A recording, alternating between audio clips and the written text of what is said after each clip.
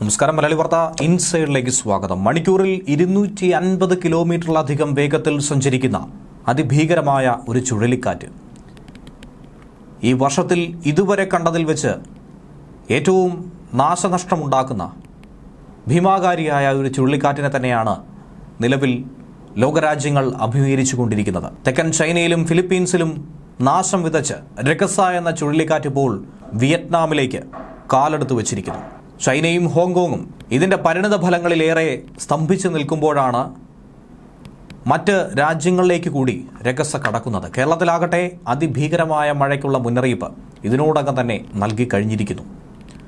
ഒരു വലിയ ഇടവേളയ്ക്ക് ശേഷം വീണ്ടും ചക്രവാത ചുഴിയും തീവ്ര ന്യൂനമർദ്ദവുമായി കേരളത്തിലും മഴ കനക്കുകയാണ്.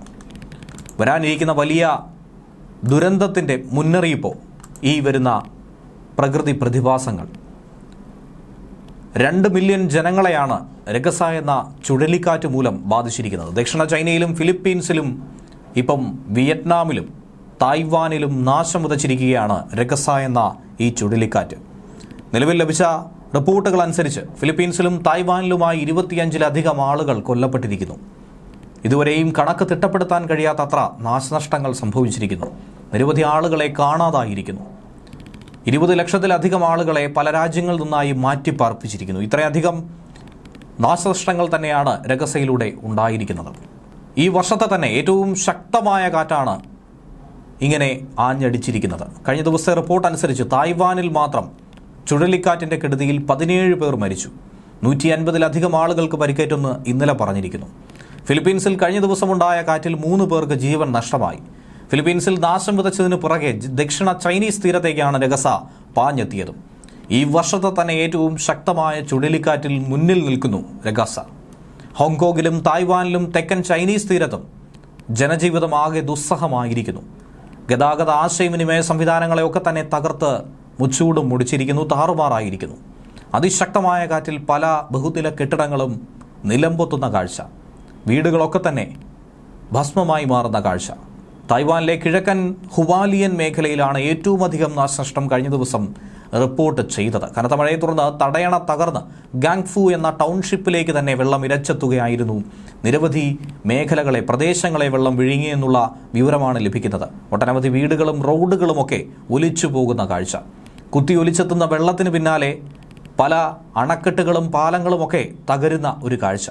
10-ലധികം നഗരങ്ങൾ വെള്ളത്തിനടിയിലായിരിക്കുന്നു. അപകട സാധ്യത തന്നെയാണ് നിലവിൽ പുറപ്പെടുവിച്ചിരിക്കുന്നത്. ലക്ഷക്കണക്കിന് ആളുകളെ സമീപ മേഖലകളിൽ നിന്നും ഒഴിപ്പിച്ചിരിക്കുകയാണ്. 500-ലധികം വിമാന സർവീസുകളാണ് റദ്ദാക്കേണ്ടി വന്നിരിക്കുന്നത്. ലക്ഷത്തിലധികം ആളുകൾ ഈ ഒരു വിഷമതയിൽ പല മേഖലയിലായി കുടുങ്ങിക്കിടക്കുകയാണ്. ഹോങ്കോങ്ങിലും അതുപോലെ മക്കാവോയിലും 500-ലധികം വിമാന സർവീസുകൾ റദ്ദാക്കേണ്ടി വന്നു. ചുഴലിക്കാറ്റിൽ 100-ലധികം ആളുകൾക്ക് പരിക്കേറ്റുവെന്ന പ്രാഥമിക റിപ്പോർട്ട് പുറത്തു വരുമ്പോൾ ഇപ്പോഴത് 10,000-ലേക്ക് എത്താനായി ഒട്ടും തന്നെ താമസമില്ലെന്നാണ് അധികൃതർ പറയുന്നത്. കാണാതായ നിരവധി ആളുകൾക്ക് വേണ്ടി, 100 കണക്കിന് ആളുകൾക്ക് വേണ്ടിയുള്ള തിരച്ചിൽ പല മേഖലകളിലായി നടന്നുകൊണ്ടിരിക്കുന്നു. മരണസംഖ്യ ഇനിയും ഉയർന്നേക്കുമെന്നുള്ള ഭീതി തന്നെയാണ് ഉയരുന്നത്. മണിക്കൂറിൽ 265 കിലോമീറ്റർ വേഗതയിൽ വീശുന്ന രഗസ ഹോങ്കോങ്ങിന്റെ തെക്കു ഭാഗത്ത് 100 കിലോമീറ്റർ അകലെയായി തന്നെ നിൽക്കുന്നുവെന്നാണ് ഹോങ്കോങ്ങിന്റെ കാലാവസ്ഥാ നിരീക്ഷണ കേന്ദ്രം നിലവിൽ പറഞ്ഞിരിക്കുന്നത്.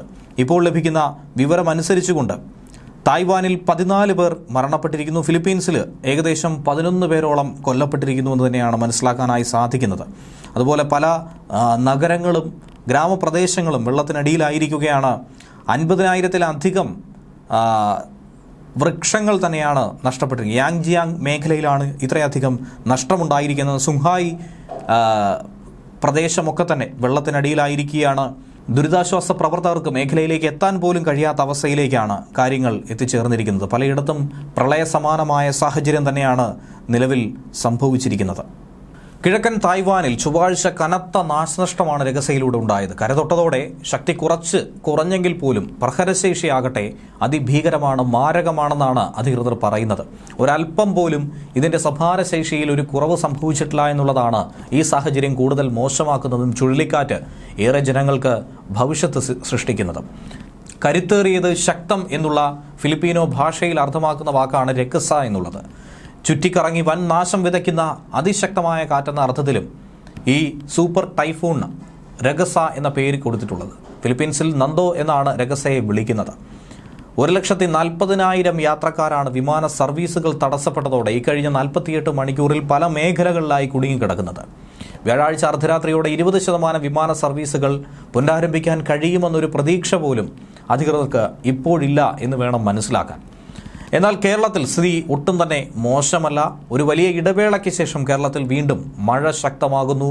3 ദിവസത്തേക്ക് അതീവ ജാഗ്രത തന്നെയാണ് പ്രഖ്യാപിച്ചിരിക്കുന്നത്. ഇന്ന് പല ജില്ലകളിലും, പ്രത്യേകിച്ച് 7 ജില്ലകളിൽ, തിരുവനന്തപുരം മുതൽ ഇടുക്കി വരെയുള്ള ജില്ലകളിൽ യെല്ലോ അലർട്ട് പ്രഖ്യാപിക്കുകയായിരുന്നു. രാവിലെ മുതൽ, ഇന്നലെ അർദ്ധരാത്രി മുതൽ തന്നെ മഴ ശക്തമാകുന്നു എന്ന് തന്നെയാണ് കേന്ദ്ര കാലാവസ്ഥാ വകുപ്പ് അറിയിച്ചിരിക്കുന്നത്.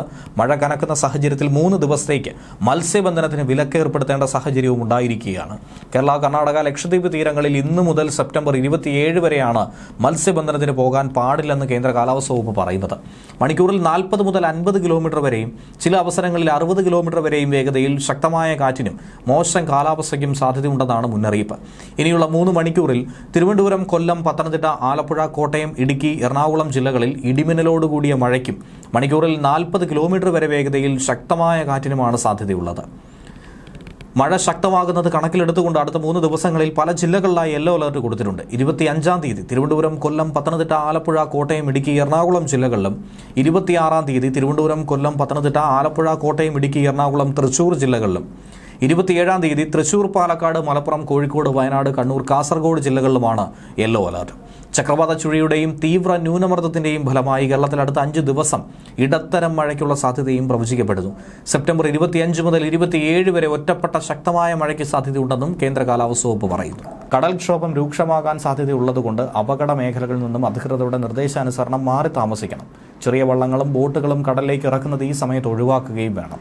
കടലാക്രമണത്തിന് സാധ്യതയുള്ളതുകൊണ്ട് തന്നെ മത്സ്യത്തൊഴിലാളികളും തീരദേശവാസികളും ജാഗ്രത പാലിക്കാനുള്ള മുന്നറിയിപ്പ് നൽകിയിട്ടുണ്ട്.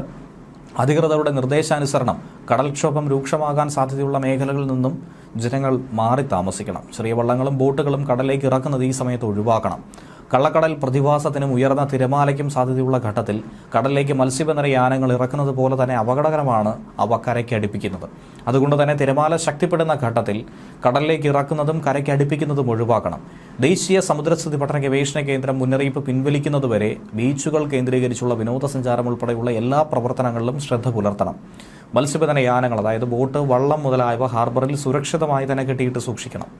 വള്ളങ്ങൾ തമ്മിൽ സുരക്ഷിത അകലം പാലിക്കുന്നത് കൂട്ടിയിടിച്ചുള്ള അപകട സാധ്യത ഒഴിവാക്കും. മത്സ്യബന്ധന ഉപകരണങ്ങളുടെ സുരക്ഷയും ഉറപ്പാക്കണം. ബീച്ചിലേക്കുള്ള യാത്രകളും കടലിലിറങ്ങിയുള്ള വിനോദങ്ങളും പൂർണ്ണമായും ഒഴിവാക്കണം. തീരശോഷണത്തിന് സാധ്യത ഉള്ളതുകൊണ്ട് തന്നെ പ്രത്യേകം ജാഗ്രത പുലർത്തണം. ഒപ്പം ഇടിമിന്നൽ ജാഗ്രതാ നിർദ്ദേശങ്ങളും നൽകിയിട്ടുണ്ട്.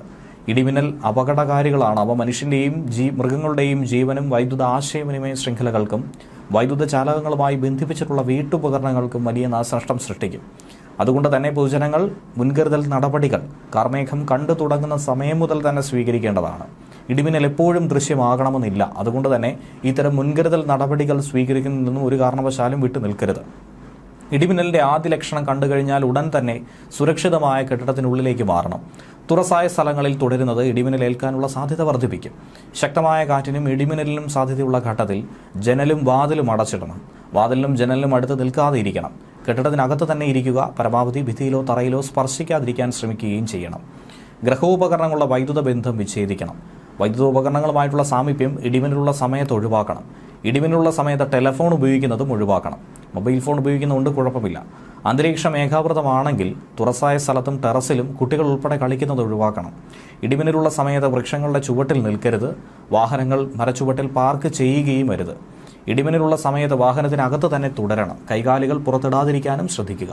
വാഹനത്തിനകത്ത് നിങ്ങൾ സുരക്ഷിതരായിരിക്കും. സൈക്കിൾ, ബൈക്ക്, ട്രാക്ടർ തുടങ്ങിയ വാഹനങ്ങളിലുള്ള യാത്ര ഇടിമിന്നൽ സമയത്ത് ഒഴിവാക്കി ഇടിമിന്നൽ അവസാനിക്കുന്നതുവരെ സുരക്ഷിതമായൊരു കെട്ടിടത്തിൽ അഭയം തേടുകയും വേണം. മഴക്കാർ കാണുമ്പോൾ തുണിയെടുക്കാൻ ടെറസിലേക്കോ മുറ്റത്തേക്കോ ഇടിമിന്നലുള്ള സമയത്ത് പോകരുത്. കാറ്റിൽ മറിഞ്ഞു വീഴാൻ സാധ്യതയുള്ള വസ്തുക്കളൊക്കെ കെട്ടിവെക്കണം. ഇടിമിന്നലുള്ള സമയത്ത് കുളിക്കുന്നതും ഒഴിവാക്കണം. ടാപ്പുകളിൽ നിന്നും വെള്ളം ശേഖരിക്കുന്നതും ഒഴിവാക്കേണ്ടതാണ്. പൈപ്പിലൂടെ മിന്നൽ മൂലമുള്ള വൈദ്യുതി സഞ്ചരിച്ചേക്കും. ഇടിമിന്നൽ ഉണ്ടാകുമ്പോൾ ജലാശയത്തിൽ മീൻ പിടിക്കാനോ കുളിക്കാനോ ഇറങ്ങാൻ പാടില്ല.